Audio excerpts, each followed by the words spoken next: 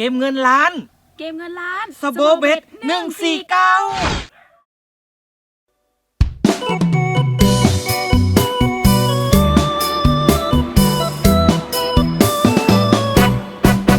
แม่ถ้าลูกแม่แจมมาจะไปกัดลูกวังแม่เป็นห่วงตึงลูกตึงหลานลูกมาขายของอยู่กัดหลวงก็เหินเมินนานกึดเติงหาลานเลยออกบ้านมาแอวกัดลูกวังเอเล่แม่ทาวันนี้อย่างมาแต่งตัวงามพี่ลี่จะไปแอวตั้งใดโอ้อีแม่จะไปเอวในเวียงมาเอวหาลูกหลานล้านมันมีกาดหลวงจังไม่ปูนก้องเฮอเขามาเอวหาอีแม่เขาก็บอกมาสักเตือแม่ก็ต้องหาหลานน้อยโอ้ยอันแหบหม้อแม่เขาไปนั่งตั้งนานเลยเนอะนั่งตั้งนานเลยไหนเลยเขาไปชุดบุญตั้งไหนเลยบอกนั่งฮันนะโอเคพร้อมแล้วโซเฟอร์ออกรถไป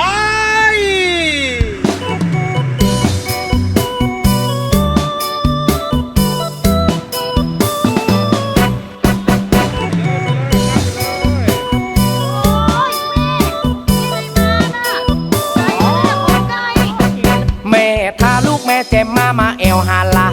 านจะปิกบ้านแล้วนางกเงินเดินเสาะคิวรถไปมามีในการหาคิวรถแม่แจมซ้อแวบกัดโลวังอีหน่อยอีแม่จะปีกแล้วเด้อโอ้ยอย่ามากำเดียวเห็ดแต่อย่าปิกล่ะโอ้บากำเดียวยังหยังปีกละกะมึงก็ขายเขาขายของนี่เดี๋ยวฟังมือตลอดกำเดียวในจ้านี่เลยอย่าไปส่งขึ้นรถมากำเดียวอย่างไอ้แม่จะปีกแล้ว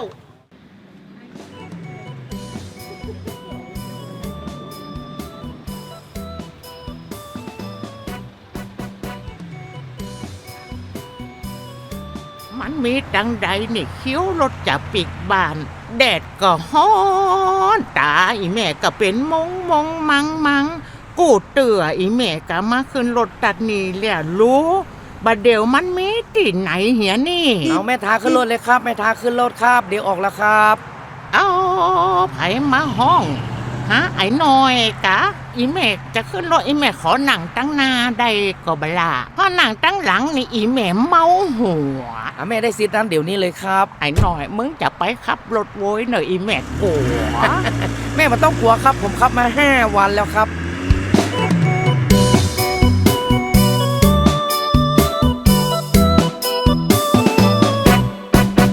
แม่ถ้าพอลงรถมาเลี้ยวซ้ายเลี้ยวขวาไอ้น้อยมึงป้าแม่มาลงตีนนายเลี้ยวพ่อบ่แวะอันนี้มันเป็นต่างใดอีแม่สงสัยใส่ใจป้าแม่ปิกไปกัดโลวังอ้าวถึงแล้วครับแม่ลงได้ครับโหได้นี่มันที่ไหนไอ้น้อยมึงเอาอีแม่มาลงอย่างเพแล้วแม่จะไปลงที่ไหนครับอีแม่จะไปแม่แจมปูนั่นเตอะแล้วแม่มาขึ้นรถนี่อย่างนี้อ้าวแต่มึงบ่ใจกะมาอีแม่ยกว่าแม่ท้าขึ้นรถบ่ใจกะ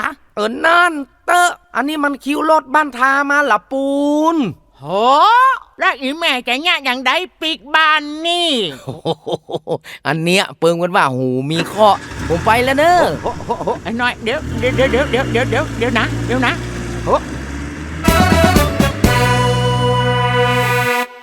เล่นเกมม่วนๆสโบเบ็ด149แอดไลน์ไปที่@sbo 149มีแอดตัวนะเจ้า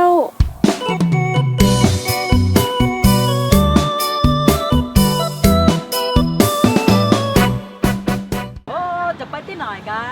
นก็จะเข้าไปเอี่ยมในกาดคุณหรอก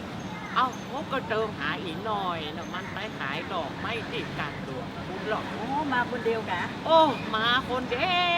วบ่มีไผมาตุยสักคนเนาะดุเนาะข้าวแก่แล้วยังดุเนาะเพราะมันจำเป็นสวะไหว้สาธุเดินทางปลอดภัยเนอะเอียงซ้ายเอียงขวาแม่นก่อนนี่รถนี่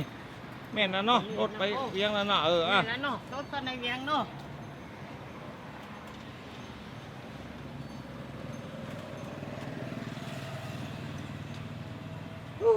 ฮอนใบฮอนพอด มันไม่ฮอนบอดใจบดีโอ้ก็มันมีตังใดนี่ร้านอีกหน่อยเนี่ยพุทธโมชาโอ้เดี๋ยววกเดี๋ยววักมันมีตังใดมันเปิดตังใดมันน่ะบ่ได้มาหามันนี่ปุ๊บ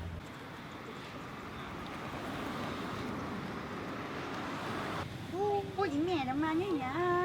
ไก่กับเรื่องของไก่ฮ้อนก็ฮ้อน